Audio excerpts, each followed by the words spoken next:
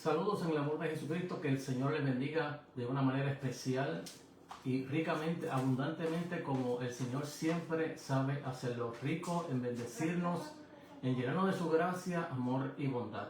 En el día de hoy damos gracias al Señor por la oportunidad que nos permite nuevamente de transmitir este programa Caminos Inescrutables, con el deseo de entender ese pensamiento de Dios en Cristo Jesús, como esta realidad de la encarnación y de la persona de Jesús, Dios hombre. En el día de hoy vamos a proseguir con especialmente con aquellas enseñanzas ortodoxas de la iglesia dentro de la polémica de Apolinario. Entonces vamos a proseguir en ella, pero antes de eso queremos saludarlos a todos de manera muy especial, aquellos que nos siguen, aquellos que nos dan gracias por este programa y aquellos que de alguna manera siguen aprendiendo de la fe cristiana. La fe cristiana, la teología en la fe cristiana es sumamente abundante y profunda, y cada día hay que proseguir entendiendo nuestra fe para poder adorar a nuestro Dios en espíritu y en verdad, adorarle como el ser que es Dios y creador, y por ende nosotros le damos honra, gloria y adoración, alabanza, no solamente al Padre, sino también al Hijo y al Espíritu Santo, quienes son nuestro Dios. Entonces, en el día de hoy vamos a proseguir con este pensamiento de la palabra del Señor, trabajar esta enseñanza de cómo la iglesia y la ortodoxia de la iglesia, lo que llamamos la sana doctrina de la iglesia, ha proseguido trabajando en el pensamiento cristiano, en la teología cristiana del pensamiento cristiano, de cómo entender este misterio de la gracia de Dios.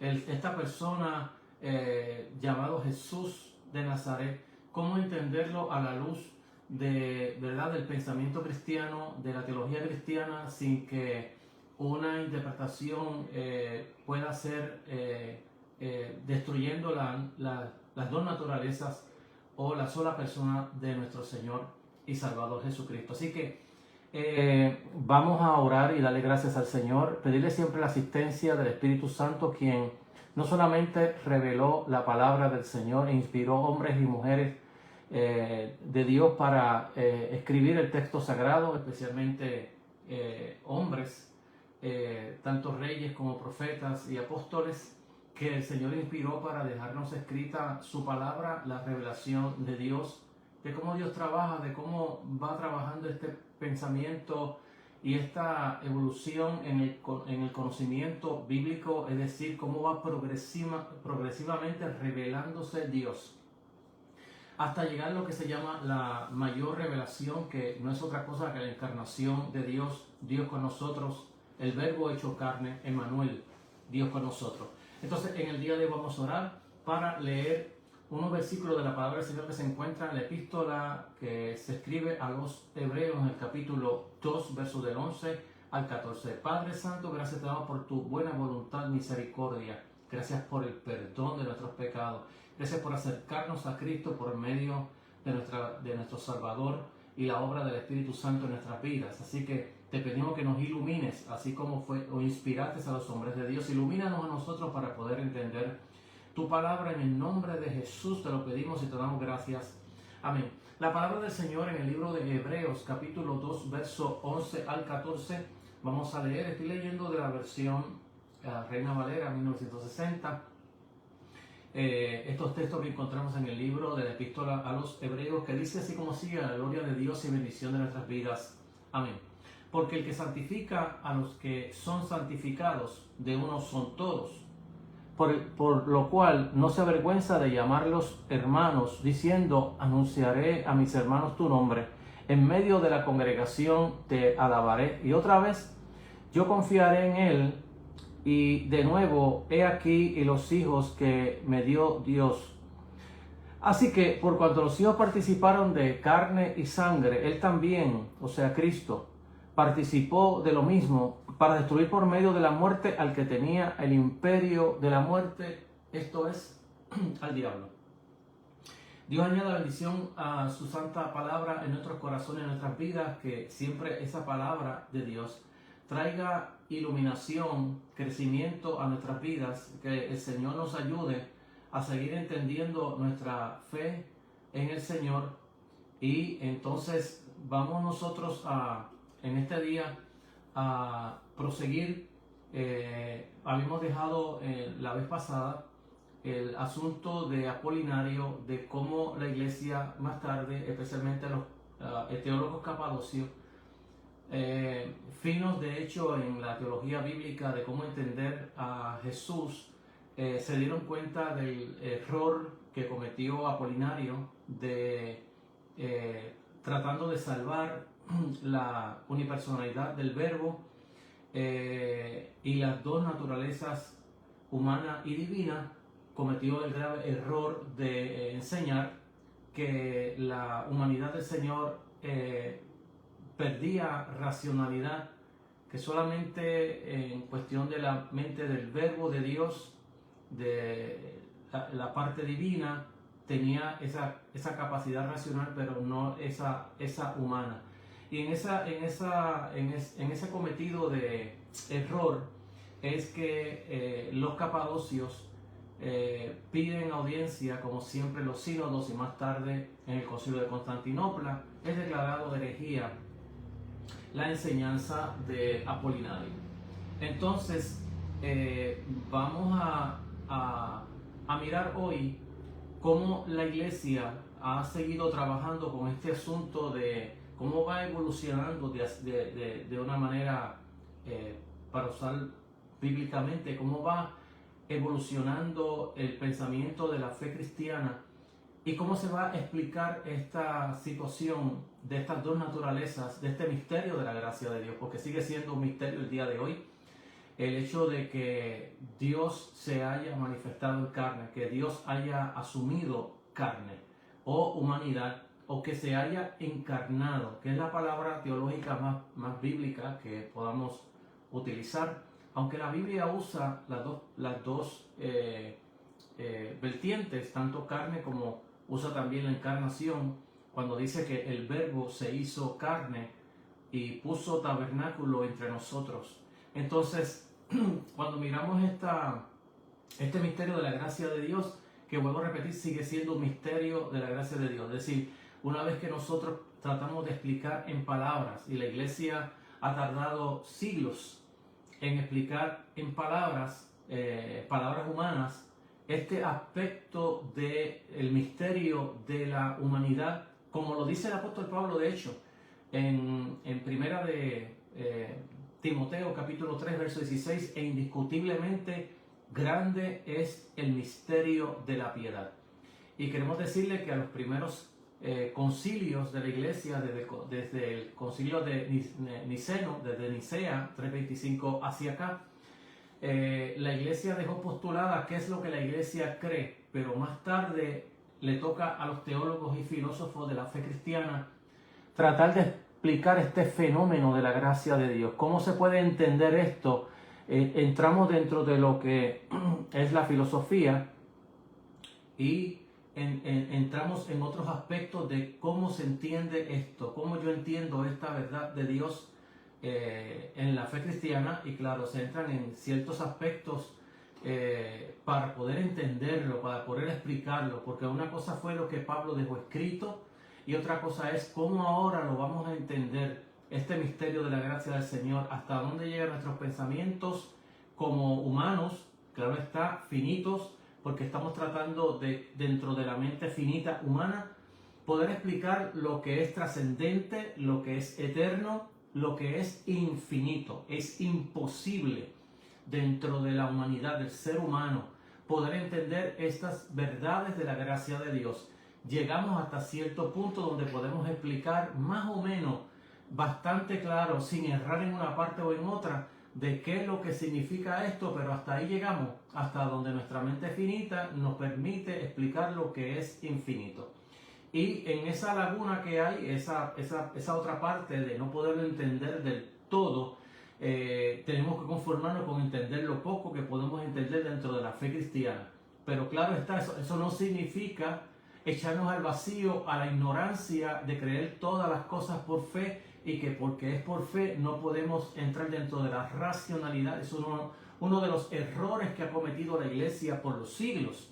por muchos siglos la iglesia ha cometido, y más desde el siglo XIX para acá, la iglesia ha mantenido una postura bastante irracional a la fe cristiana, es decir, criticando toda forma de estudio, de seminarios, de institutos, de universidades, colegios bíblicos, porque para ellos entienden que la fe cristiana solamente las cosas que están escritas en la palabra del Señor se entienden o se pueden recibir meramente por fe, pero no por el conocimiento humano.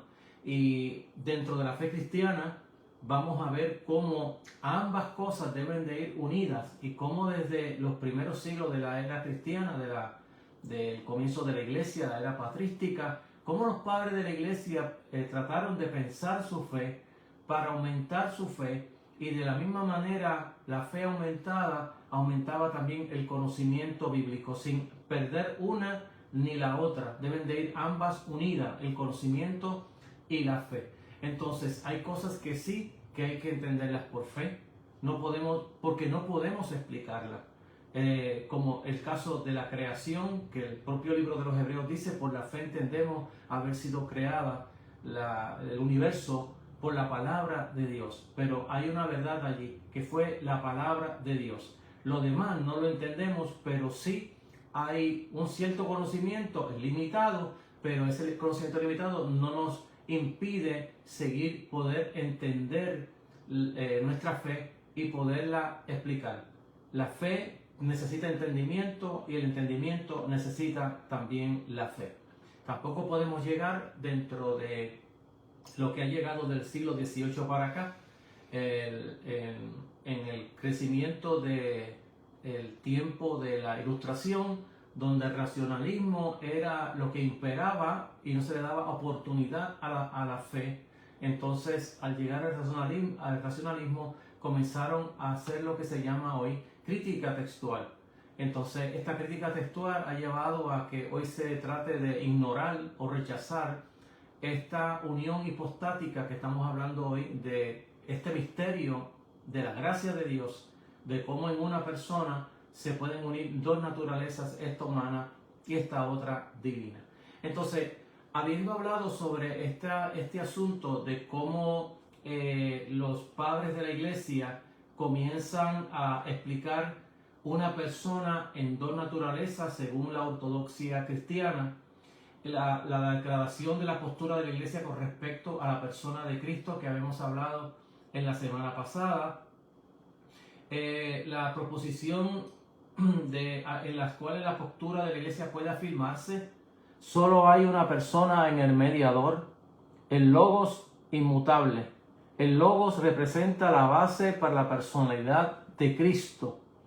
No sería correcto, sin embargo, decir que la persona del mediador solamente es divina. La encarnación lo constituyó a él como una persona compleja, constituida en dos naturalezas, este Dios hombre o este teántropo o esta unión hipostática. Entonces, dentro de esta verdad que estamos tratando de explicar en el error que cometió Apolinario, de cómo la iglesia ha mirado estas dos naturalezas que deben de estar 100% unidas, pero no confundidas. Porque podemos hablar de una fusión de estas dos naturalezas, y al hablar de fusionar estas dos naturalezas cometemos el grave error que cometió Apolinario. Entonces, dentro de estas dos naturalezas tenemos que cuidarnos de mantener las facultades, capacidades de cada una de estas naturalezas en la persona de Cristo, en la persona del Verbo de Dios.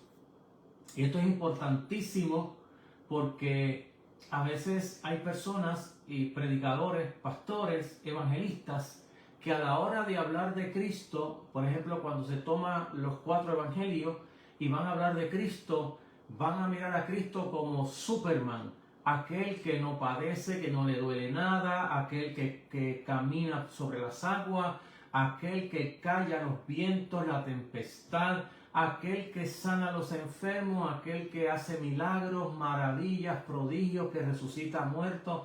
Entonces vemos a este Cristo que parece que está volando por el espacio.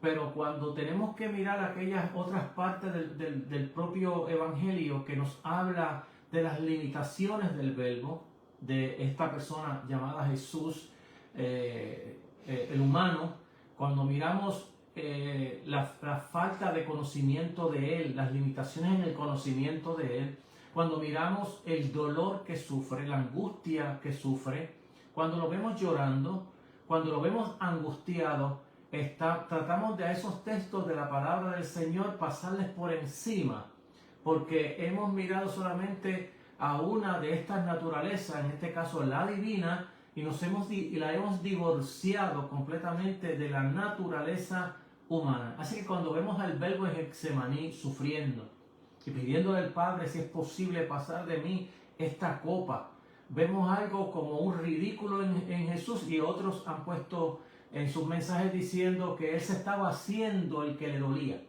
Entonces, estos son los errores que cometemos cuando a una o a ambas naturalezas le estamos quitando propiedades que le pertenecen a esa naturaleza humana. Y dentro de esta verdad, las propiedades que le corresponden, le pertenecen a la naturaleza humana, como la debilidad, el sufrimiento, el limitación del conocimiento, el llorar o estar confundido o estar en angustia. Todos estos detalles que vemos en la humanidad del Señor, a veces las queremos pasar por encima, y es porque estamos mirando a un Superman, a un superhombre superdotado, que no padecía, que no se angustiaba, que no tenía limitaciones, que podía correr el espacio, porque como era Dios podía correr el espacio y podía estar en distintos lugares a la misma vez, y cometemos errores, y de hecho nos inclinamos más al gnosticismo que a la fe ortodoxa de la iglesia cuando pensamos de esa manera así del Señor.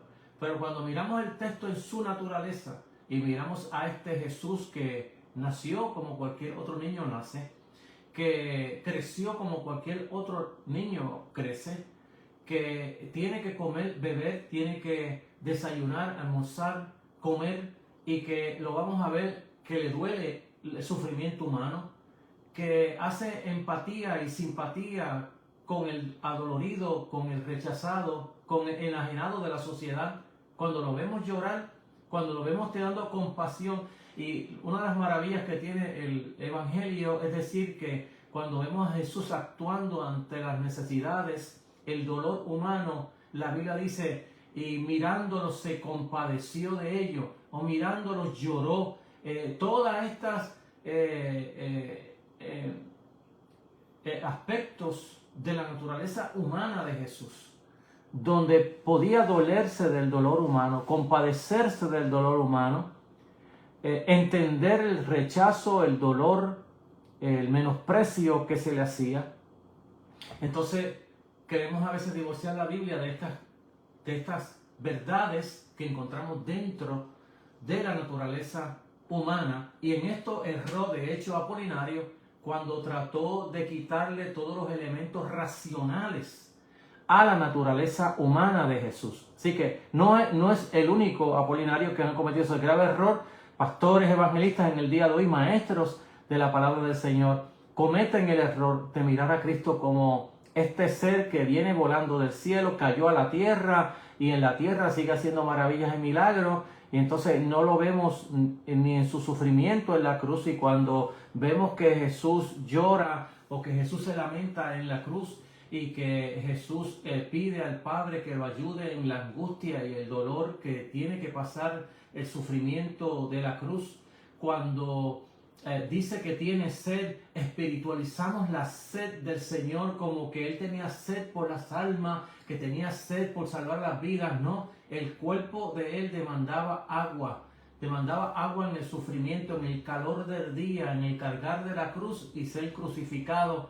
Él pidió agua porque Él tenía sed física, necesitaba agua. Entonces, queremos espiritualizar la vida de Jesús y la naturaleza de Jesús, la espiritualizamos. Así que no es solamente Apolinario quien comete este grave error, es la iglesia de hoy que sigue acomodándose a mirar a Jesús como un ser divino y lo separamos de esa naturaleza humana.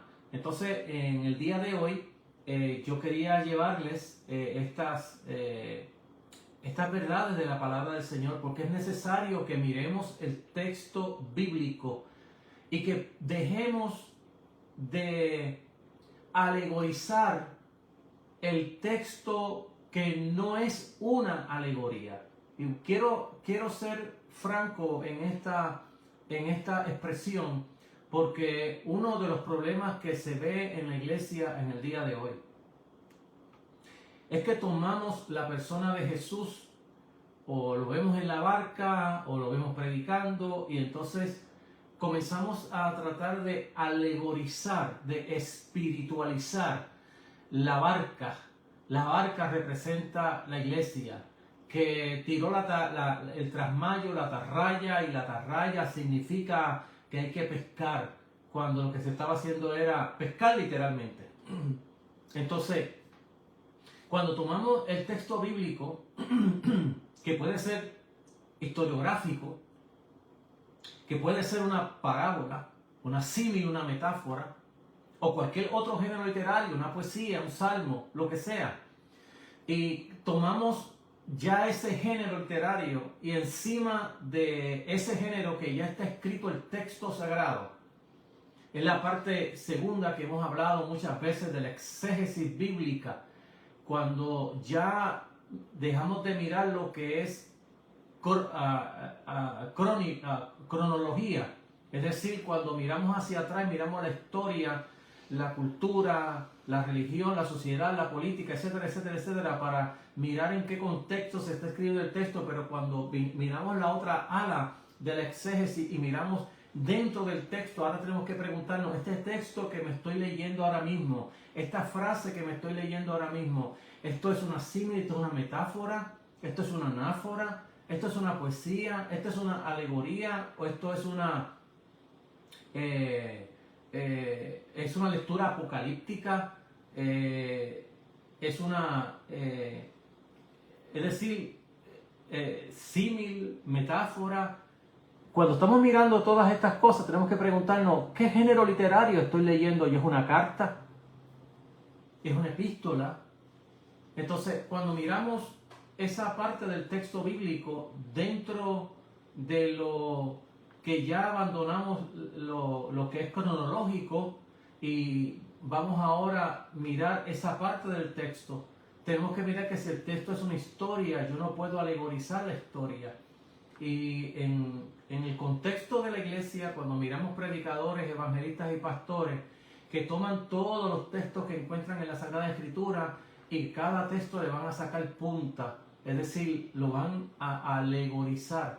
Entonces tomamos parábolas como la parábola de las 10 vírgenes y comenzamos a decir, no, pues los 10 significa tal cosa, vírgenes significa esto, una era prudente, otra era insensata, y comenzamos a alegorizar el texto que ya está escrito en una parábola, está narrando exactamente cómo es que se daban las bodas en Israel, cómo se preparaba el esposo, cómo tenía que estar apercibida la esposa, la que iba a ser la hora originalmente o oficialmente la esposa. Entonces, cómo era que había que estar preparado una vez que el novio pedía a la novia y se iba y no volvía para atrás sino hasta el día de la boda. Y tomamos todos estos textos y ya que está escrito en una parábola, lo espiritualizamos en una alegoría, y al alegorizar el texto, que es lo que pasa exactamente con la persona de Jesús, que cuando lo vemos en los evangelios comenzamos a espiritualizar, a alegorizar todo el texto bíblico. Así que no podemos ver a Jesús llorar, no podemos ver a Jesús sufrir, no podemos ver a Jesús decir el día y la hora yo no la sé, ni los ángeles de Dios Solamente mi Padre Celestial sabe la hora de la venida. Yo no la sé. Y eso ha sido un problema para la mente pensante de cómo era posible que si era Dios, cómo es posible que no sabía. Bueno, allí están lo que se llaman las limitaciones humanas. Allí están las propiedades de esa naturaleza humana que Jesús en algunos momentos mira que esto yo no lo sabía. Que esto yo no sabía de lo que iba a pasar. Entonces queremos mirar a Jesús como simplemente como Dios en la tierra y divorciamos esta otra parte de la humanidad de Cristo. Entonces, dentro de ese contexto bíblico quiero mirar lo que es la ortodoxia, como la iglesia y el pensamiento que ha seguido creciendo desde los primer concilios en el 325 en adelante hacia acá, y todavía se siguen escribiendo libros sobre el mismo tema, con mente más filosófica y mente teológica, para tratar de seguir explicando este misterio. Al fin y al cabo, todos llegan a la misma meta, de que esto es exactamente un misterio de la gracia de Dios.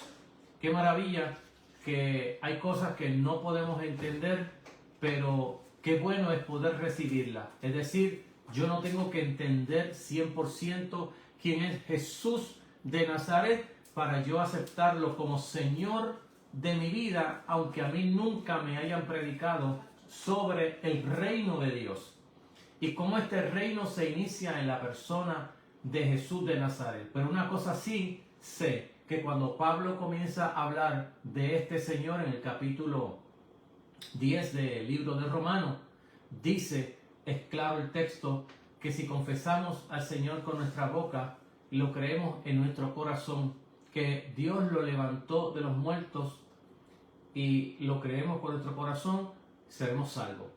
Entonces, dentro de esa verdad bíblica que nos asiste la gracia y el Espíritu Santo para poder creer, pisteo, la fe salvadora, es una fe que no es nuestra. Pablo la resume en el libro de Efesios capítulo 2 diciendo que no es de nosotros, sino de Dios. Dios nos asiste a nosotros por el Espíritu Santo en esa gracia previniente para poder aceptar a Jesús como Señor de nuestras vidas. Entonces, dentro de esta verdad bíblica de Dios revelarnos la alternativa la única alternativa que Él tiene para salvar al ser humano en la persona de Jesús, cómo el Espíritu Santo va a trabajar con el inconverso para que pueda reconocer a Jesús como Señor de su vida, es una obra del Espíritu Santo. Así que, en este caso, aunque no es 100% intelectual, tampoco es 100% por fe, porque el intelecto está activo a la hora del Espíritu Santo comenzar a trabajar nuestras vidas y hacernos sentir que somos pecadores y que necesitamos un Salvador. Lamentablemente, ese texto de la palabra del Señor, de donde Jesús dice que el Espíritu Santo iba a convencer al mundo de pecado, de justicia y de juicio, va contra la psicología moderna del día de hoy, que critica a la fe cristiana como una fe que hace sentir mal a la persona, en este caso al pecador, porque para ellos no hay pecado. El ser humano es intrínsecamente bueno, no necesariamente es un pecador, es la sociedad quien lo daña. Bueno, eso es como lo pinta la psicología, pero como lo pinta Dios en su palabra, es que el hombre es bueno, pero pecador. Y que como pecador necesita la obra redentora, la obra previniente del Espíritu Santo, esa gracia previniente del Espíritu Santo para tocar la puerta de su corazón, hacerlo sentir de hecho que es pecador, pero que la alternativa de su liberación está en la persona de Jesús, nuestro Señor y bendita esperanza. Ese es el Evangelio que nosotros predicamos, y es lo que la Biblia nos enseña acerca de la venida del Consolador, del Espíritu Santo, que lo primero que iba a hacer el Consolador, el Espíritu Santo, no era hacerme volar por los bancos de la iglesia, era exactamente convencer al mundo de pecado, de justicia y de juicio. El primer trabajo, según Jesús, del Espíritu Santo, iba a ser el trabajo del Espíritu Santo en revelarle a Cristo al pecador, hablar de Él, tomar de lo de Él, hacérselo saber al pecador para que éste pudiera alcanzar la salvación. Esta salvación es obrada en Jesús en la cruz y en la resurrección, pero es aplicada por la persona del Espíritu Santo en la vida de aquel que acepta a Jesús como Señor, como Salvador de su vida.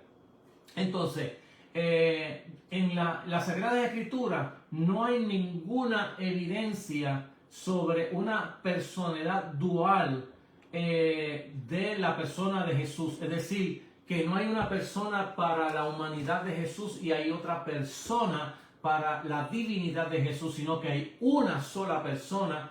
Textos, por ejemplo, Salmo 2, Juan capítulo 17, verso 1, verso 4, 5, 21 al 24, todos estos textos de la palabra del Señor nos van hablando de que en Jesús solamente hay una personalidad con dos naturalezas. Esto es importante que nosotros podamos entender esta verdad de lo que es dos naturalezas, una sola persona en esas dos naturalezas. Y esto es importantísimo que nosotros lo recalcamos para que nadie vaya a pensar de que tenemos una persona para Jesús, el humano, y otra para el Cristo, el divino o el Logos de Dios.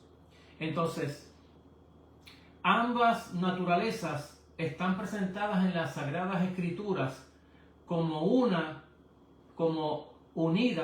las dos naturalezas como unidas en una persona.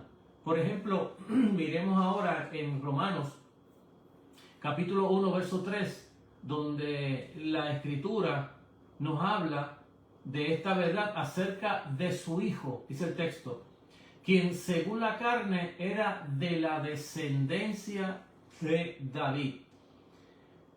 En Gálatas capítulo 4, verso 4, dice: pero cuando vino el cumplimiento del tiempo, Dios envió a su Hijo, nacido de mujer y nacido bajo la ley, para que redimiese a los que estaban bajo la ley, verso 5, a fin de que recibiesen la promesa de adopción de hijos. Entonces, en el libro de Filipenses capítulo 2, que es donde se habla del vaciamiento, de la kenosis, en el griego, del Dios que se humana, en Filipenses 2, del 6 al 11, dice el texto: existiendo en forma de Dios, Él no se consideró ser igual a Dios como cosa a que aferrarse, sino que se despojó a sí mismo tomando forma de siervo, haciéndose semejante a los hombres, y hallándose en condición de hombres, se humilló a sí mismo, haciéndose obediente hasta la muerte y muerte de cruz. Por lo cual Dios también lo exaltó hasta lo sumo y le dio un nombre que es sobre todo nombre, para que en el nombre de Jesús se doblara toda rodilla en los cielos y en la tierra y debajo de la tierra. Entonces, el texto bíblico, cuando miramos el texto bíblico, la Biblia lo que está presentando es una sola personalidad. Aquí hay dos naturalezas, este teántropo, este Dios hombre. Entonces, la persona única está expresada en términos verdaderos a cualquiera de las naturalezas, humana o divina. Entonces, por ejemplo, en Hechos capítulo 20, verso 28, el texto dice: tened cuidado de vosotros mismos y de todo el rebaño sobre el cual el Espíritu Santo os ha puesto como obispo para pastorear la iglesia del Señor, la cual adquirió para sí mediante su propia sangre. Cuando nosotros empezamos a mirar cómo es que está operando esta verdad de estas dos naturalezas, y vuelvo a repetir que este aspecto de naturaleza tenemos que seguir mirándolo, observándolo y entendiéndolo. Y quiero mirar aquí, antes de seguir, para que nosotros entendamos lo que en la Biblia se explica como naturaleza y por otro lado lo que se explica como persona. Esta definición del término naturaleza y persona, con una mira al entendimiento adecuado de esta doctrina de la fe cristiana, es necesario saber el sentido exacto del término naturaleza y persona, tal como se usa en conexión de ambas. El término naturaleza denota la sumatoria de todas las cualidades esenciales de algo. La suma de todas las cualidades esenciales de algo. Es decir, que cuando estamos hablando de este teántropo, de este Dios, estamos mirando esa naturaleza divina con todos sus atributos que le competen a esa naturaleza. Y cuando lo miramos desde el punto de vista humano, estaremos mirando aquellas características esenciales que le competen a esa otra naturaleza humana. Entonces, no podemos divorciarla en la persona de Jesús. El término persona denota una sustancia completa dotada de razón y, en consecuencia, un sujeto responsable de sus propias acciones. De hecho, una de las verdades que uno mira dentro de lo que se entiende como persona es cuando una persona entra en un estado como comatoso, que se ha despersonalizado, ha perdido la capacidad de conciencia, de razón, del aquí y ahora. Y se usa una expresión popular, como decimos nosotros, del populacho del pueblo, que decimos la persona es un vegetal. Y cuando estamos hablando de que un vegetal es que ha perdido la capacidad del raciocinio, ha perdido la capacidad de la conciencia de lo que es, y en ese estado se ha despersonalizado esa persona que antes tenía esas capacidades. Entonces, cuando miramos esto de la personalidad y la naturaleza, no podemos divorciar la una de la otra en la persona del Verbo, del Hijo de Dios. Entonces, la Iglesia ha tenido un vocabulario dentro de estas verdades de los efectos que tiene la unión de estas dos naturalezas en una persona.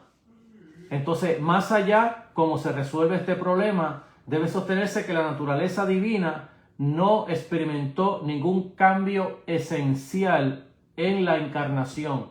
Es decir, lo que se está diciendo con esto es que la naturaleza humana no perdió lo que, bueno, los teólogos lo explican en la forma de la impasibilidad o la inmutabilidad, que no hubo una disminución, por así decirlo, de aquellas características naturales de la naturaleza divina en Jesús. Sí hubo lo que yo puedo llamar aquellas propiedades de esa naturaleza humana que le impedían a Jesús ser divino. Y sé que me estoy metiendo en el aspecto que no debo de meterme ahora, porque quiero dejar esto para cuando estemos explicando acerca de Jesús, pero a veces me veo tentado a explicarlo y porque sé que quizás muchos cuando me oyen encuentran un vacío en la enseñanza cuando hablo de las herejías, pero quizás no explico del todo cómo es que la ortodoxia, la sana doctrina de la Iglesia, ha interpretado la verdad de estas, cómo se entienden estas verdades que se convirtieron en herejías. El problema que tengo es que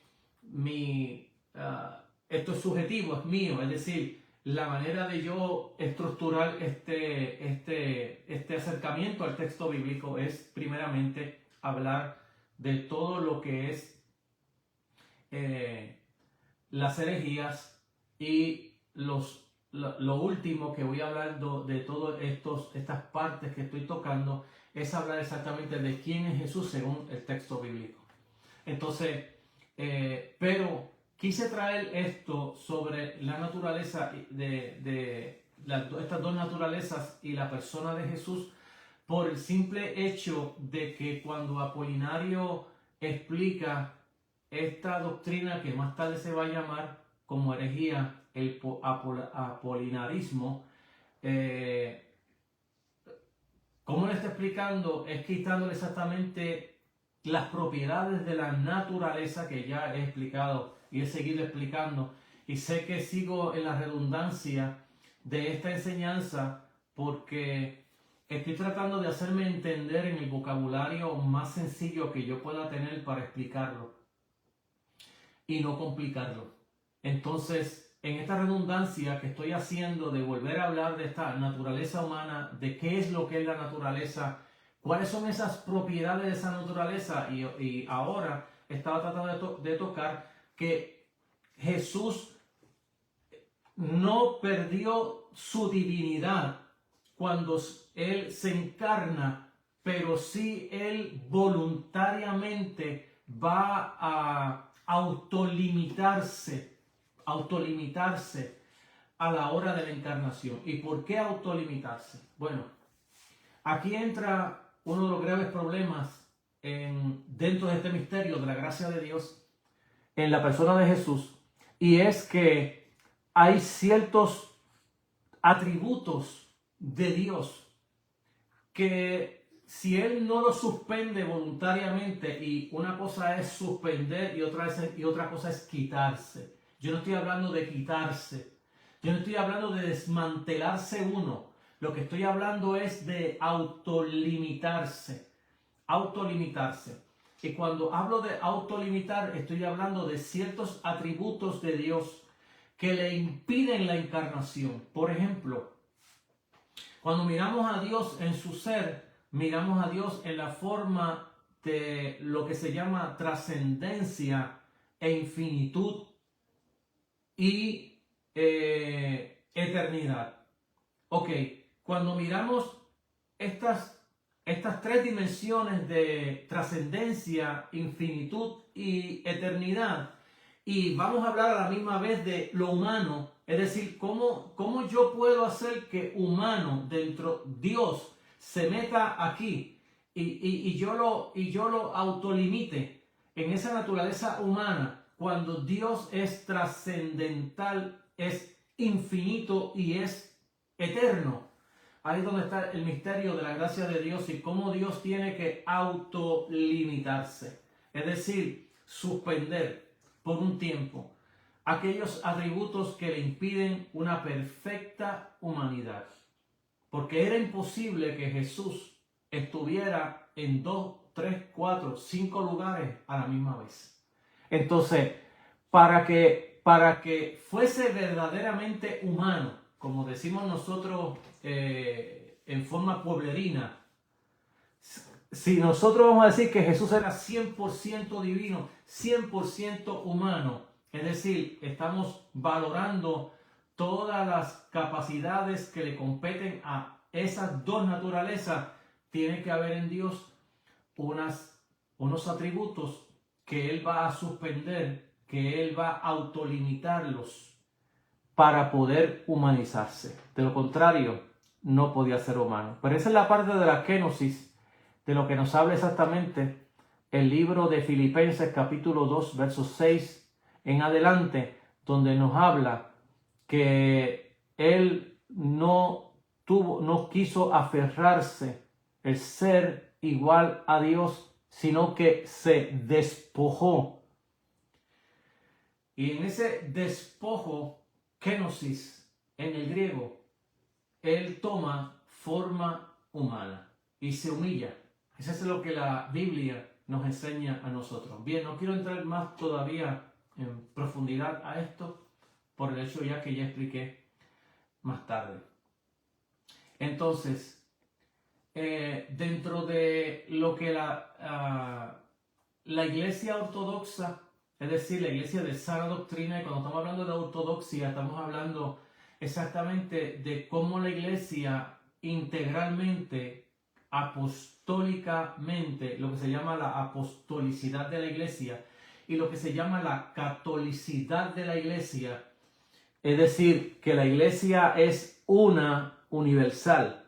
No hay dos, no hay tres, ni hay cuatro iglesias.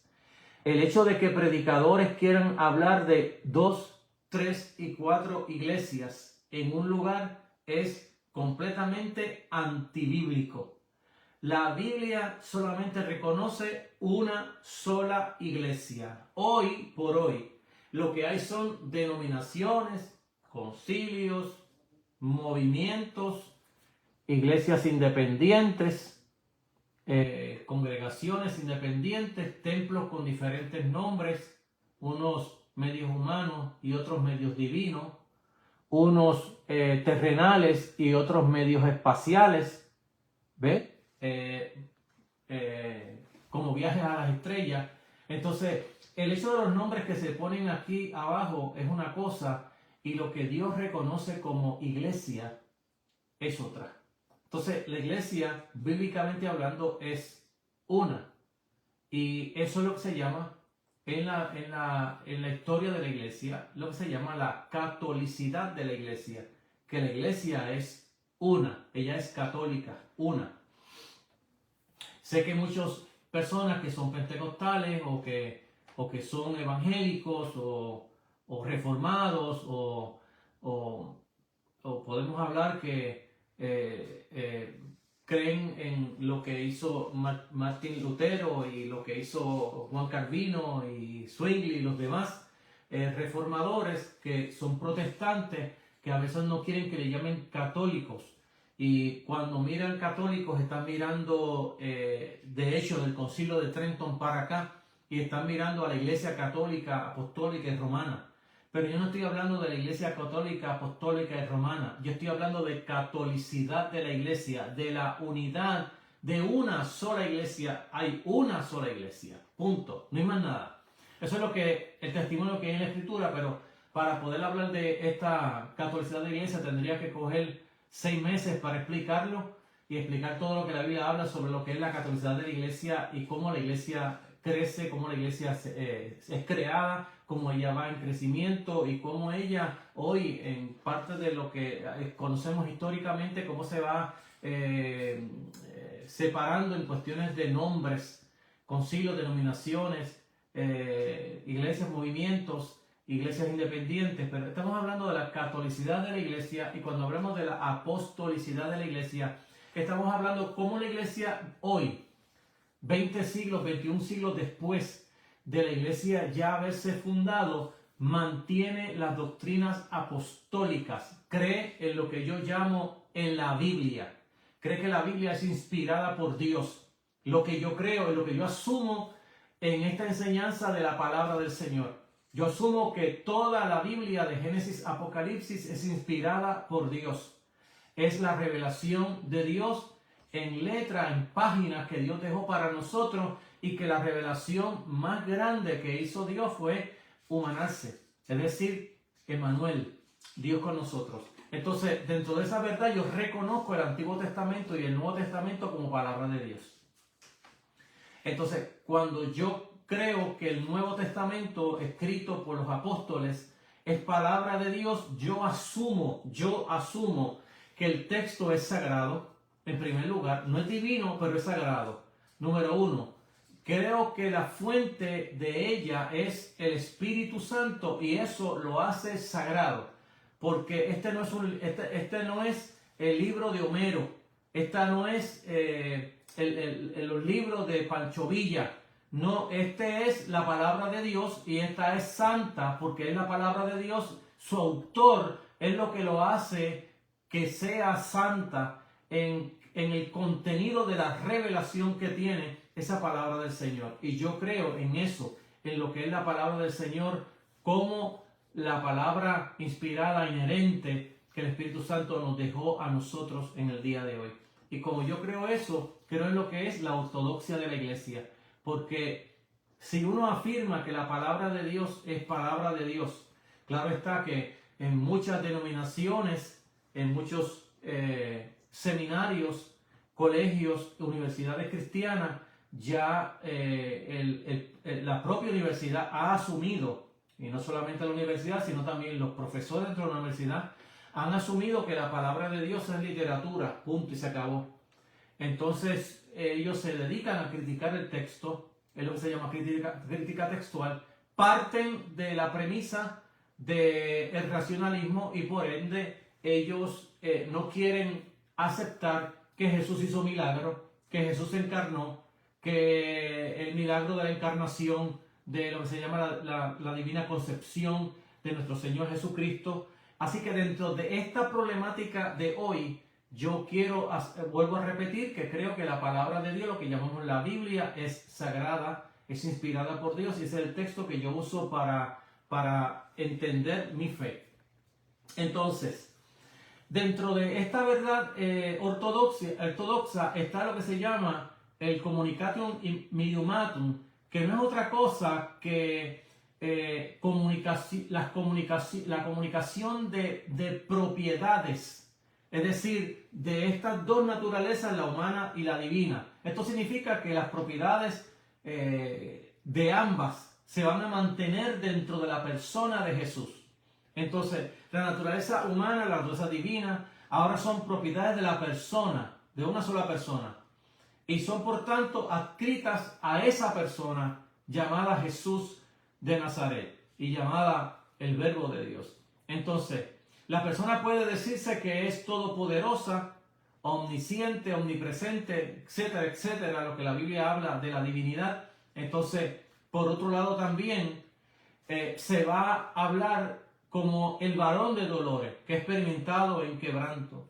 Se va a hablar del conocimiento y el poder limitado que tiene esa persona, la humana, que está sujeto a los deseos y a la miseria humana. Porque si Jesús no estuviera sujeto a la miseria humana, a la pobreza, al dolor, a la angustia, a la tentación, el texto bíblico estuviera mintiendo cuando dice: y el Espíritu de Dios tomó a Jesús y se lo llevó para que fuese tentado por Satanás.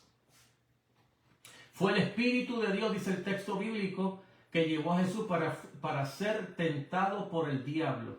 Entonces, si Jesús no fue tentado, lo que se está haciendo allí es una película ridícula, que se está llevando a alguien que de hecho no puede ser tentado.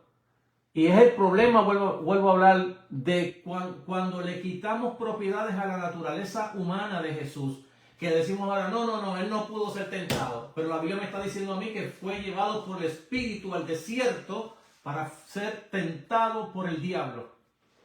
El hecho de que Jesús no cediera a la tentación no significa que no fue tentado. La Biblia es explícita. La tentación, de hecho, está basada en aquellas palabras del bautismo de Jesús cuando Dios dijo: este es mi Hijo amado en el cual yo tengo complacencia.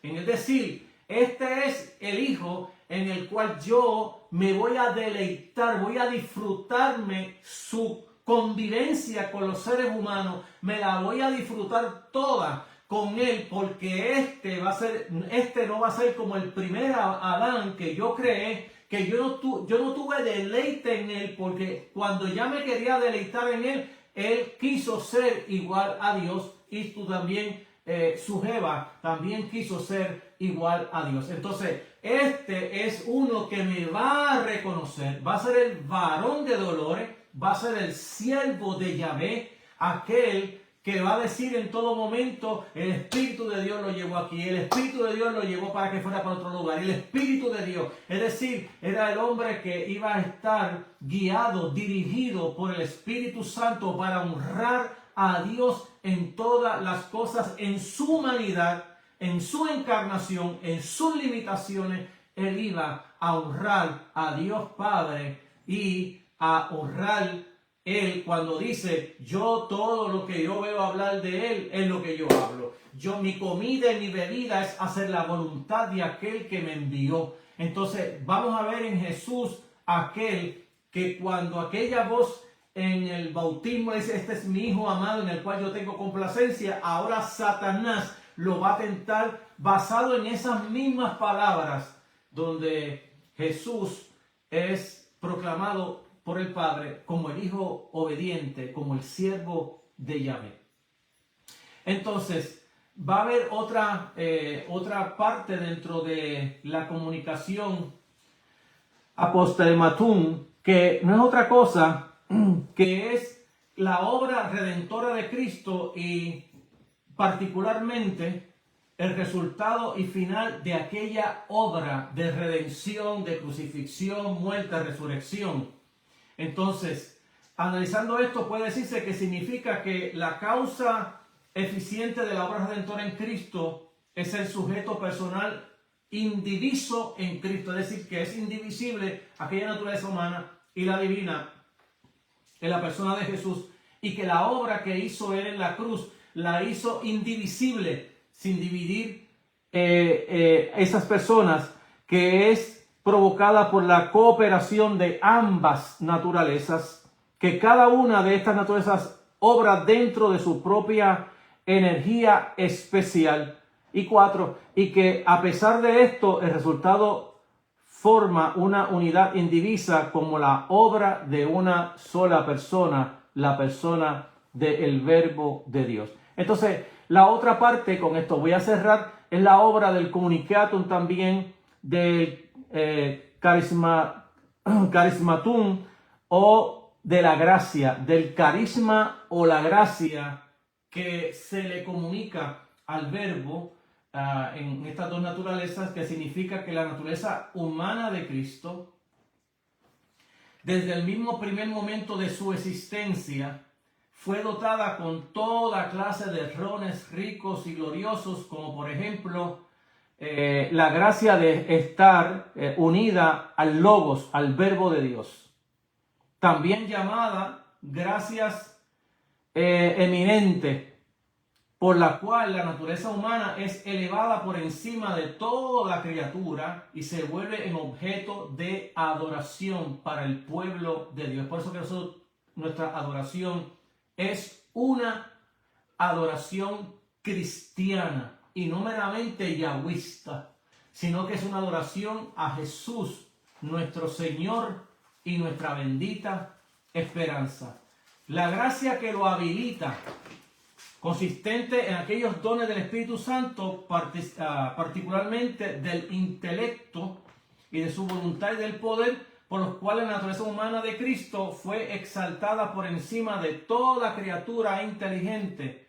Su impecabilidad debe mencionarse especialmente aquí en esta parte. Así que en el día de hoy vamos a terminar con esta, ya damos conclusión a esta parte sobre el caso de Apolinario, cómo Apolinario cómo él interpretó estas dos naturalezas en una sola persona, no violó la única persona en esas dos naturalezas, pero que le quita entonces lo que le corresponde a la naturaleza humana, le quita sus capacidades y lo hace como una bola de carne.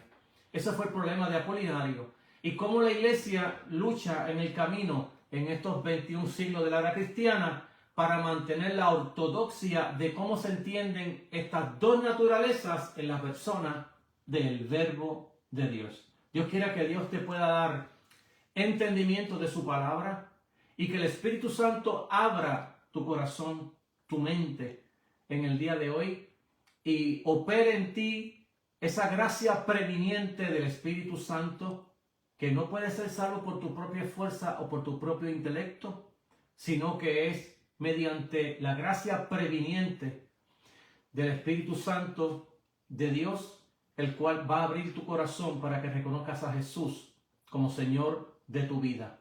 Y aunque esa gracia previniente y la obra del Espíritu Santo te hagan sentir mal, es parte de lo que es la fe cristiana, porque es la única manera que Dios tiene para que tú entiendas que tú necesitas a un Señor que se llama Jesús y que es nuestra bendita esperanza, que necesitas un Salvador que murió, resucitó y que volverá. Así que, amados, te he llevado esta palabra de una forma contextual y contemporánea, pidiéndole siempre la asistencia del Espíritu Santo para que abra tu corazón y tu mente. En esta hora oramos para cerrar y concluir este programa. Padre Santo, gracias por tu bondad y misericordia y gracias por la obra del Espíritu Santo en cada mente, en cada conciencia, que tú sigas obrando y abriendo ese entendimiento para que ellos puedan conocer quién es Jesús. Gracias, Señor, sana y bendice a aquellos que necesitan salud. En los méritos de Jesucristo nuestro Señor y bendita esperanza. Amén. Que el Señor te bendiga. Hasta el próximo domingo, si así el Señor lo permite.